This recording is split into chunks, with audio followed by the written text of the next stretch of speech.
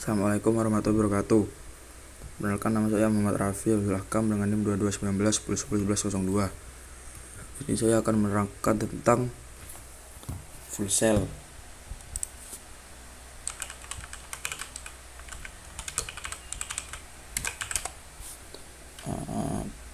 Teknologi bahan bakar atau fuel cell menawarkan tenaga listrik yang bersih, efisien, andal untuk hampir semua perangkat yang membutuhkan tenaga listrik. Fuel cell ini sendiri digunakan dalam berbagai aplikasi portable, stasioner, dan transportasi, mulai dari pengisi baterai, pemanas rumah, dan listrik mobil. Fuel cell adalah suatu perangkat konveksi energi yang bekerja seperti baterai, di mana keduanya menghasilkan listrik dari proses reaksi elektrokimia. Baik fuel cell maupun baterai mengubah energi kimia menjadi energi listrik selama proses reaksi berlangsung yang menghasilkan energi lain dalam bentuk kalor.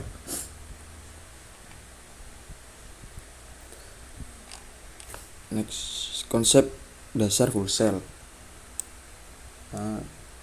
Konsep dasar fuel cell sendiri bisa merujuk kepada baterai fuel cell. Baterai fuel cell ini adalah jenis baterai yang menggunakan bahan bakar seperti hidrogen atau metanol untuk menghasilkan energi listrik melalui reaksi elektrokimia. Bahan ini seringkali dibandingkan dengan baterai ion lithium konvensional karena memiliki potensi untuk menyimpan energi dalam jumlah besar dan waktu pengisian yang lebih cepat. 2. Teknologi fuel cell dalam pengembangan perangkat lunak. Dalam konteks pengembangan perangkat lunak, fuel cell dalam merujuk kepada pendekatan atau metodologi pengembangan yang berfokus pada penyelesaian lengkap dari satu unit fungsional. Biasanya sebuah fitur atau komponen sebelum bergerak ke unit fungsional berikutnya. Ini bertentangan dengan metodologi yang mungkin lebih terfokus dalam iterasi atau pengembangan parsial. 3. Di luar teknologi dan pengembangan perangkat fuel cell mungkin merujuk kepada konsep istilah lain seperti dalam konteks tertentu, seperti dalam bidang kimia atau industri lain.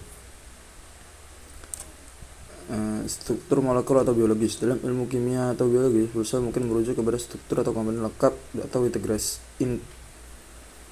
atau terintegrasi dengan baik seperti molekul atau sel biologis yang memiliki semua komponen atau elemen yang diperlukan untuk berfungsi secara optimal.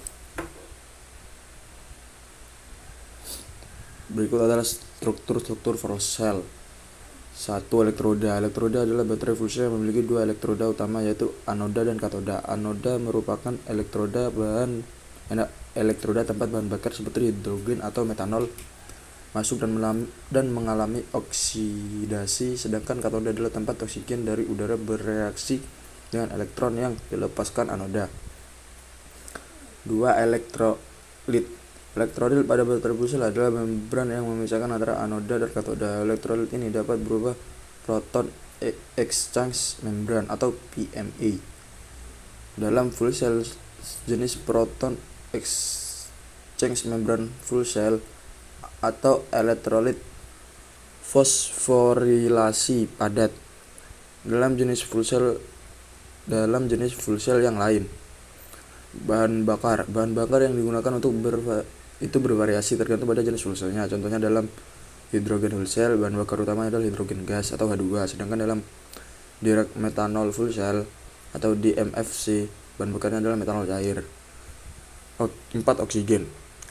Bagian lain yang penting adalah udara yang menyediakan oksigen untuk reaksi kimia di katoda. Udara ini masuk melalui saluran udara atau ventilasi yang ada di fuel cell.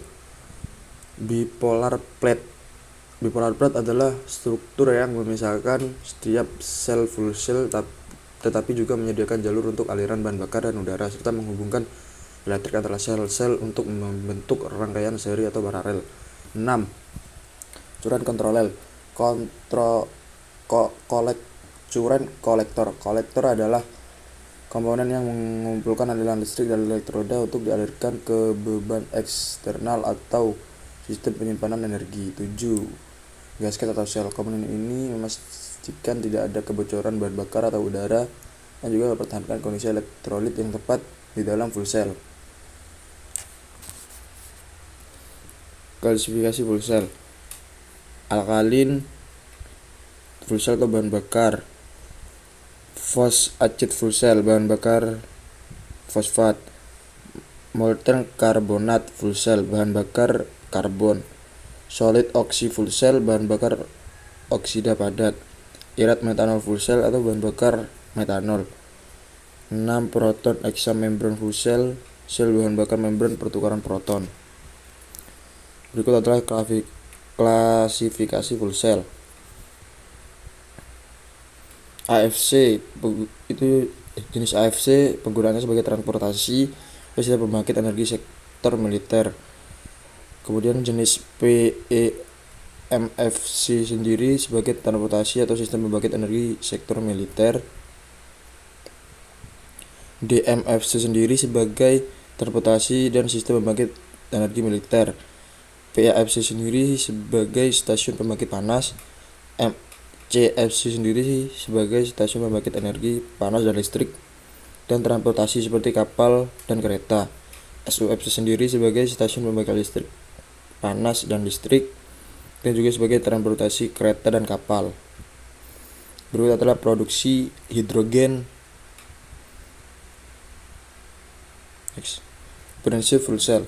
Hidrogen yang menyentuh permukaan anoda yang bereaksi secara kimiawi menghasilkan ion hidrogen dan elektron, sedangkan di katoda terjadi reaksi kimia di mana oksigen H2 diubah menjadi ion. Ion hidrogen akan bergerak dari permukaan elektroda menuju katoda melalui elektrolit, sedangkan elektron di anoda bergerak melalui kawat yang dihubungkan dengan beban sirkuit di luar yang akhirnya menuju elektroda yang sama dituju ion hidrogen yaitu katoda. 4. Ion hidrogen dan elektron akan mengalami reaksi kimia dengan oksigen di katoda, maka pada permukaannya akan menghasilkan air dan panas sebagai efek dari reaksi tertentu. Berikut adalah reaksi pada fuel cell. Reaksi pada anoda adalah 2H2 4H plus 4-imin. Reaksi pada katoda adalah O2 plus 4-imin plus 4H menjadi H2O. Reaksi total H2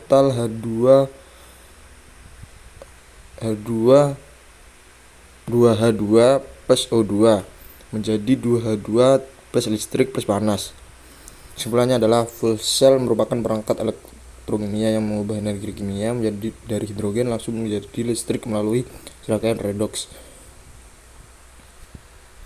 Sekian, terima kasih. Wassalamualaikum warahmatullahi wabarakatuh.